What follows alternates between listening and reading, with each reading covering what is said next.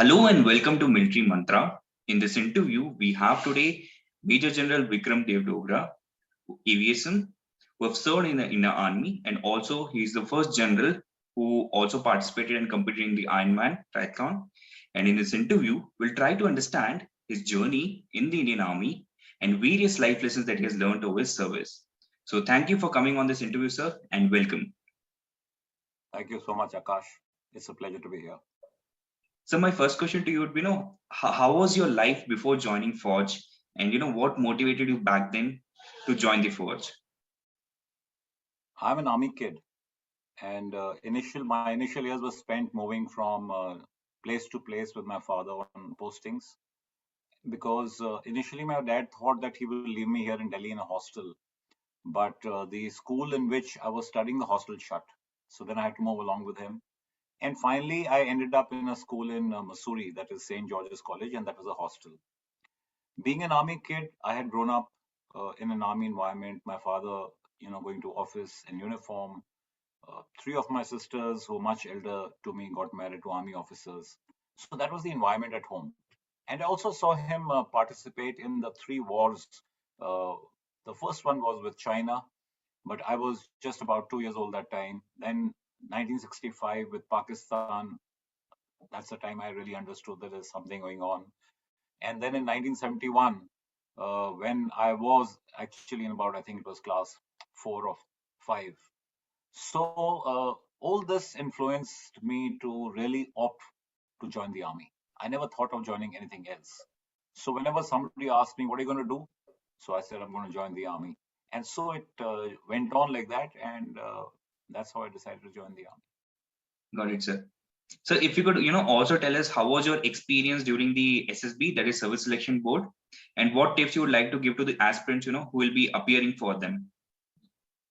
So the SSB in those days was very much similar to what it is today, except for the fact that there was no social media. There was no way you had any idea of what the SSB will ask you. There were no coaching classes as are prevalent out here today.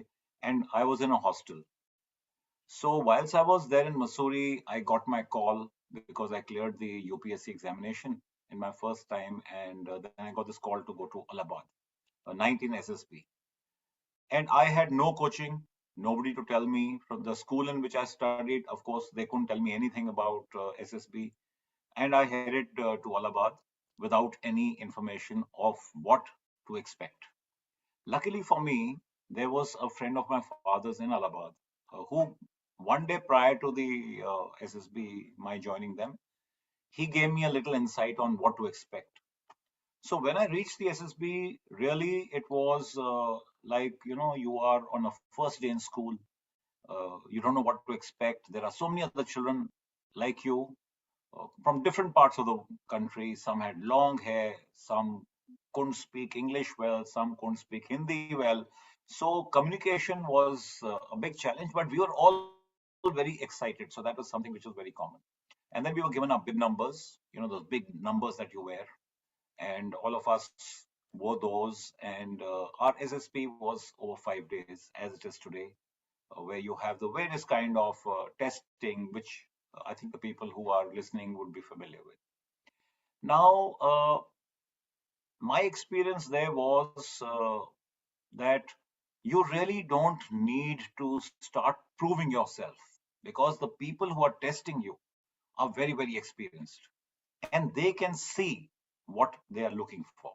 So if you have it and if you are adequately prepared, then they will pick it up. I found a lot of people try very hard. They try too hard to impress the people who are testing you, and therefore, in that attempt, things go awry. So don't try and make any pretense. Don't try and put up something. And therefore, the tips that I want to give people is: firstly, be aware of what to expect out there, because there is always a fear of the unknown. If you go for the SSB without knowing what to expect, then you will be groping in the dark, which will lead to a little bit of lack of confidence because you don't know what to expect. So you should be prepared. Secondly, try and be as genuine as possible because, like I said, those people are experienced. They will see through any curtain or any charade that you put up. When I say be genuine, what I mean is that the day you reach out there, you'll be made to fill up lots of forms. And those forms will document everything to do with your life. They will ask you questions about everything that you have to say about yourself, which you put out there. So if in your attempt to try and impress those people, you, for example, say, I am a sports person, I play basketball. And then when the interviews happen and he asks you, so tell me about basketball, which are the teams which are, on top? What are the dimensions of the court? How many people play or something about the rules? And you are not clear. Then he will know that you are trying to put up, you are faking it. So that is what I mean by being genuine. If you are a sports person, say so. If you're not, say I don't play any games. I'm interested but never got the chance. Third is you must be confident. You must exude confidence because people out there are not really looking at your knowledge. They're looking at your character. They're looking at the way you can, where you come about as a genuine person, as a confident person with good communication skills, with the kind of material required to be a leader. So the officer-like quality, which there are so many of them, you can look up the net and about 16 qualities come there. So they are looking for those. Those must come out when you interact. So that confidence has to. And the last thing is that you should be very positive in all your responses. That positivity must come. To give you an example of positivity, they will put you through a lot of situations, questions, and you will be required to comment. So in your comment, for example, if there is a glass of water which is 50% full, and they ask you, what do you see? Well, you can say it's half empty, you can say it's half full, or you can say it's 50% full. In my opinion, a positive answer would be to say it's half full, whereas all three answers are correct. Correct. So if you look at the positivity angle in every situation and try and give a positive response, that is what they're looking at. That in whatever your situation is, you are being positive. You are not, going into a negative sphere out there. So I think these are the tips which we can talk about. Right. So you spoke about the officer-like qualities. We hear about there are 15 OLQs which are getting tested. So what is your perspective about it? Can people develop and then go to SSB, or does those qualities get eventually developed over your training and then your service life? How do you look at it? So we will not really talk of what those 15 qualities or 16 qualities are. We will talk of whether you have them, whether they can be developed, or how does it go? How do you need to go about it? Now, like every quality, even officer-like qualities can be developed. It's not something that you are born with. So the potential is there, and what they are searching out there is that potential. You are obviously done after you are selected. You have to be trained, and in that training, they are going to train you to become an officer. So all the qualities can be imbibed, provided you have the potential, and that's what is important. Now, when I say potential, uh, confidence is something either you have it or you don't have it. It may be, it can be developed also, but when they look at a threshold, when they're examining, say, for example, hundreds and hundreds of people, then there must be a certain threshold beyond which they feel that this is the kind of confidence which must already be there. Later on, you will become more confident, but it is not below a certain threshold. So confidence should be there. Communication skill. It's important to be able to deliver your point, because as a leader, you should be able to tell the people who are following what you have in your mind. If you can't deliver that with clarity, then they can't follow you. So communication skills, whilst the medium of interaction is English, but in my opinion, even if you're not that good at English, it doesn't matter. It's more important how you can put your point across. Thereafter, the genuineness, like I said, you have to be above board. You are looking at people who are going to lead, people even to death. So you must come across as a person who exudes, whom people can trust. Your people will follow you if they trust you. So, and they will trust you if they feel that your character is impeccable. So, if a person is trying to fool even the invigilator or the people who are trying to interview you, then you don't come about as a person who's got impeccable character. So that's where the genuineness comes. And thereafter is to do with uh, your, your appearance. Uh, your appearance is also very important, whilst it's not as important as what is inside you. But first impressions are always on appearance. So I would say that when you go there, you should keep in mind as if you are going to meet your prospective father-in-law or mother-in-law for the first time. So when you go there, how do you do that? Or you're going for a date. So you will dress neatly, you will be well manicured, your shoes will be polished, all your accessories will be in place. That's what the way you should look out there, not scruffy and unkempt and untidy. So that is what I mean by your appearance. Pleasant, Got it. attentive, so those kind of things. Thereafter, in leadership qualities, there are so many other qualities that they are. But when we are there in the SSP, communication skills, confidence, your positive aspects, your genuineness, these are the qualities that they are looking for.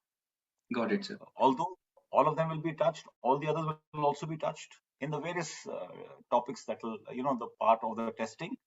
But these I feel are the more important ones. Got it, sir. So you went to National Defense Academy and then to the IMA. If you could, tell us any memory that you still cherish with the audience which you can share from the academy. Well, there are memories in the academy which are pleasant, which that time were unpleasant, but now they are pleasant because you look back and you feel that, what a lovely time it was, because you forget the pain, but you only remember the good part. The memory remains. You don't remember how you suffered that memory that time. So, for example, when we joined our first term in NDA, uh, people like me came from schools which were not preparing people for the NDA. Other cadets, some of them came from military schools, some came from Sainik schools. I had no such background. So for me to be able to do drill or to do PT and those kind of things which military and Sainik schools are very good at was a new subject altogether. So initially, it was an uphill battle for me. In the first term, I remember I was limping most of the time because some muscle or the other was always paining, since we'd never done that kind of exercises before. Uh, the and I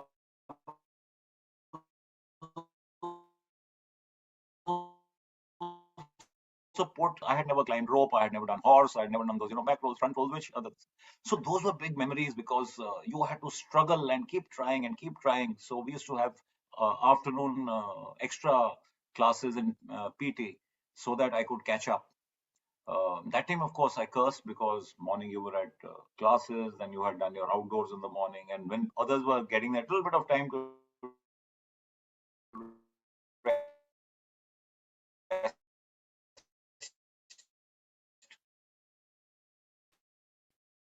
maybe half an hour here, and they find they want to actually make you conform to whatever they're saying.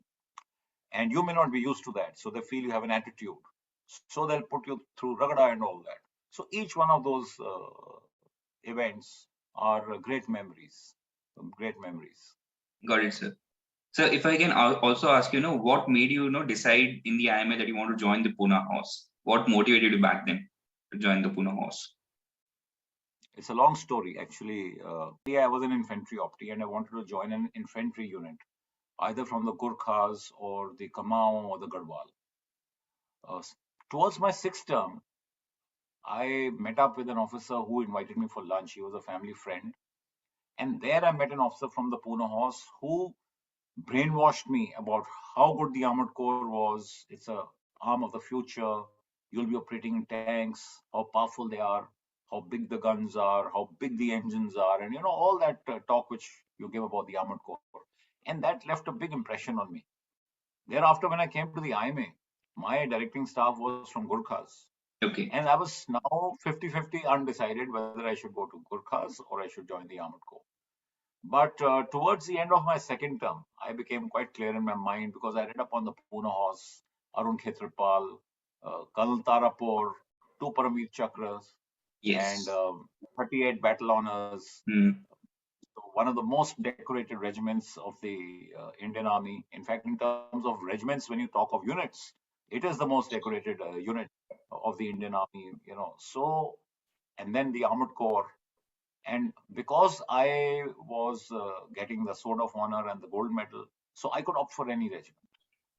Got it. So that's how I got motivated to join the Pune Horse and opted for the Pune Horse. Although I knew there was no vacancy in Pune Horse. But because I was number one, they had to create a vacancy and give it to me. Nice, nice, sir. So if you could, also tell us how does, one ideal day look like for an officer in the armored regiment in terms of, role, responsibilities and routine? Any ideal day? So this ideal day will change from what your rank is. So we'll start with the normal day of a young officer in the armored regiment. So let's take a lieutenant who has just joined the regiment. Now you have trained, say, NDA 3 years, IMA 1 year, but when you pass out from there, you know nothing about a tank, and you have joined an armored regiment where you need to operate in tanks. And the tank is a full weapon system, which has the gunnery part, that's the main gun, the other ammunition, the other armament. Then is the driving part, so the engine and the process to drive the tank.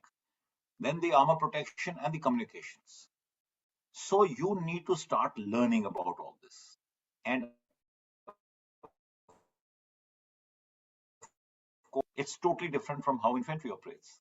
So in the IMA, you are taught to be a platoon commander from the infantry. But here you are, as far as your knowledge about the military matters and tanks is concerned, it's zero. So when you go there, you will be put through a structured pre-course, because you are, after about 6 months, you'll be going to the Armored Course Entrance School for your young officers course, where you will be formally taught all this, which I've just spoken of. But before you reach there, you should be having adequate knowledge so that you can perform well out there. And for that reason, a good regiment will put you through a pre-course, which will be in gunnery, in radio, in DNM. So you'll have classes being run. And these classes will be run by junior commissioned officers or by non-commissioned officers, that is, so a dafadar. In the Armored Corps, a 3-striper is called a dafadar. What is a havaldar is actually called a dafadar in the Armored Corps. And a naik is called a lance dafadar. So these classes will be run by these people. In addition to this, you'll be given tactical training. And of course, you have to learn regimental routine also. So there'll be PT in the morning. Thereafter, you'll be given different assignments. Someday you'll be a driver. Maybe for 15 days, you'll be driver of a tank. So all the tank tools are in your charge. Then you'll be made a gunner of a tank. Then you'll be made the operator of the tank. You'll be put on guard duty. You'll become quartermaster in a squadron, so that you learn about all the dynamics. So the first 6 months, you will be doing this kind of stuff. Now, when you come back from your young officers course, you are considered to be now a troop leader. Before that, you're not a troop leader. You are just an officer who knows nothing. Okay. After your young officers course, you come back, then you'll be given a troop of tanks. And thereafter, your routine will be, you'll have PT in the morning. Thereafter, you'll be looking out after those 3 tanks, their maintenance, their documentation, whatever else to do with the men in that troop. So a troop has got 14 men, 1 officer, 2 JCOs, 14 other ranks. So these 16 people, everything to do with their lives, how many courses they have done, where do they come from, how many children they have, when did they go on leave, do they have any financial problems at home. So you need to be aware of all that. So you spend a lot of time in doing this administrative work. You will also be training them. So you are in charge of the training. So your day will be distributed in physical training, training on tanks, administrative work, to do with your troop, the people you're commanding. Got it. In the evening, there will be games which you will play along with all the men. And at night, you are back in the mess where you are expected to follow the mess customs, which will be if you were to go to the mess, you're probably wearing a tie and a shirt in the evening to go to the mess to eat because you are dining in the mess. So it's like back in the academy, you will go to the mess to eat. Once you get married, you don't go to the mess to eat, then you eat at home. Mm. So this is how the life, and it keeps changing. So it's something like that. But it's very exciting because everything is new and everything is so dynamic. Mm. It's a great time. Got it, sir. Sir, as an army officer, what was your favorite weapon during your service? Huh. See, I'm from the tanks, Yeah. and the tank is a big, big weapon. Mm. It's a weapon platform. So when I joined, we had Vijant tanks, and the main gun was a 105 gun. And then thereafter, I converted to T-72s, which has a 125 millimeter gun. Mm. So of course, no doubt that firing the tank is the favorite weapon. Yeah. But obviously, that happens only once a year. Mm. Otherwise, the pistol is our personal weapon. In the armored corps, every person carries a pistol. Mm. So the pistol becomes the favorite weapon out here, rather than a rifle or an LMG or LMG, MMG, or a light machine gun. So for me, it would be main gun of the tank first, and a pistol second. Got it, sir. Sir, you were also the first serving general who, completed the Ironman triathlon. So if you could, briefly tell us how did you, prepare and you kept yourself motivated all that while? Before that, I must tell people what an Ironman triathlon is. And like the word says, triathlon, there are three events, and you need to swim 3.8 kilometers, either in the sea or in a lake. Thereafter, cycle 180 kilometers, and then you do a full marathon of 42.2 kilometers. So if you do all these three back to back within 17 hours, then you are an Ironman. Now, this was a huge challenge for me because I did my Ironman when I was 58 years old. You asked me how was I motivated? Well, it was my dream to do the Ironman, and I was motivated because it was my dream. So the biggest challenge I faced in this was, firstly, time. I was working, so you can't ignore work at your office work. I've had a assignment called Director General of Resettlement, where I need to spend at least about 8 hours in office, and then you take coming and going. So about 10 hours of your day went away there, which left me very little time for training, and that's why I say that was my biggest challenge. So I would come back from office and then go for a run from 7 at night to 10 at night. I would cycle at night. I would swim at night. Things like that.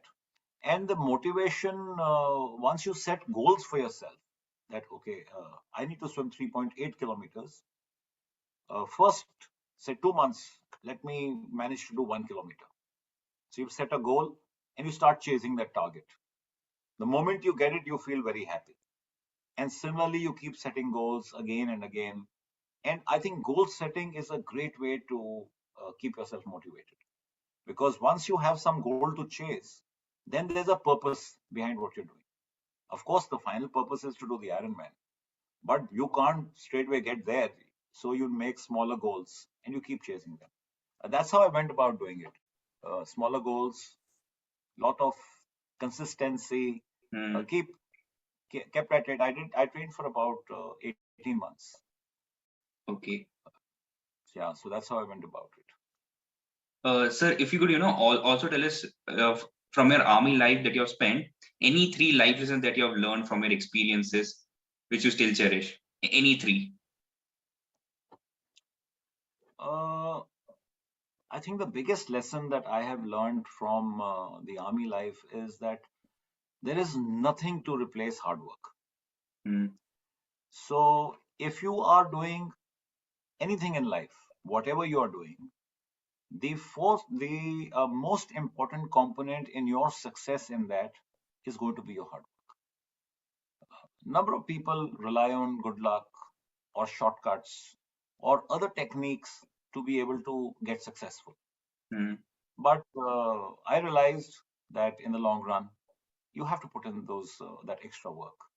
You have to put in those extra hours, that effort, and that extra effort, that extra mile that they talk of. That will be the difference between you who wins and you who loses. So one is the hard work.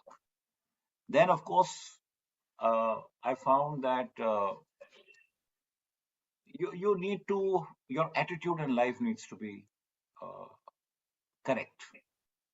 Now, what that correct is a big question mark, because it, different attitudes, different people have different perceptions of attitude. Yes. But finally, you may be a very, very thorough professional, very good at your work. But if you don't have the right attitude, if you're not a good human being, then you will not move ahead in your life.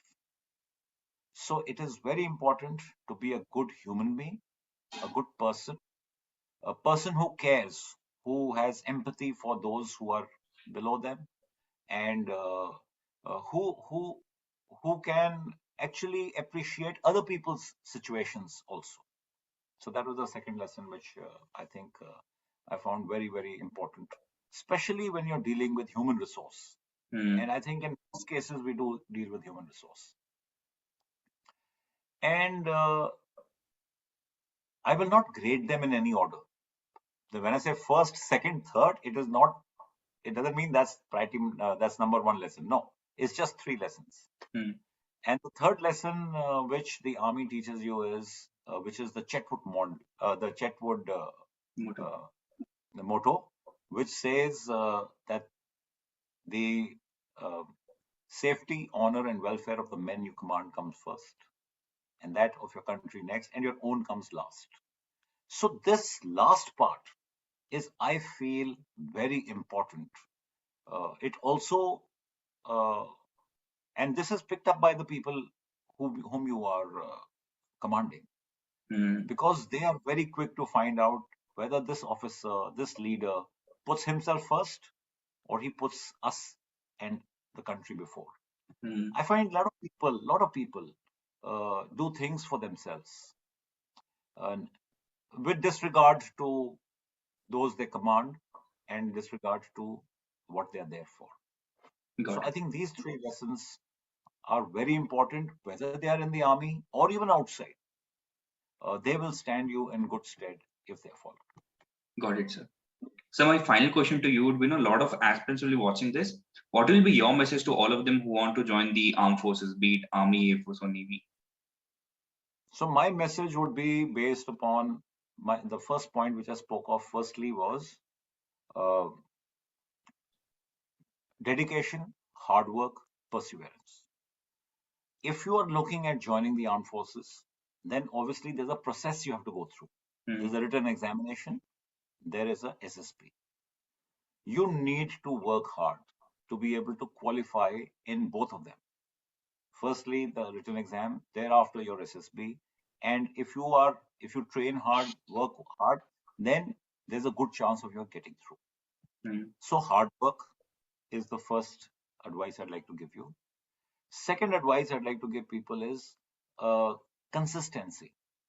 You can't have a schedule where sometimes you are working very hard towards whatever you're achieving, whether it's to join the armed forces or whatever training you're doing, and then you are taking a break for a long time.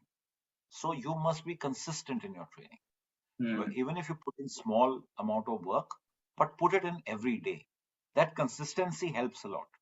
Rather than one day you work very hard, you study 12 hours, and the next 1 week you are taking a break. So that can happen maybe in extreme circumstances when your situation is such that there is no other way out. But I would prefer if you are consistent.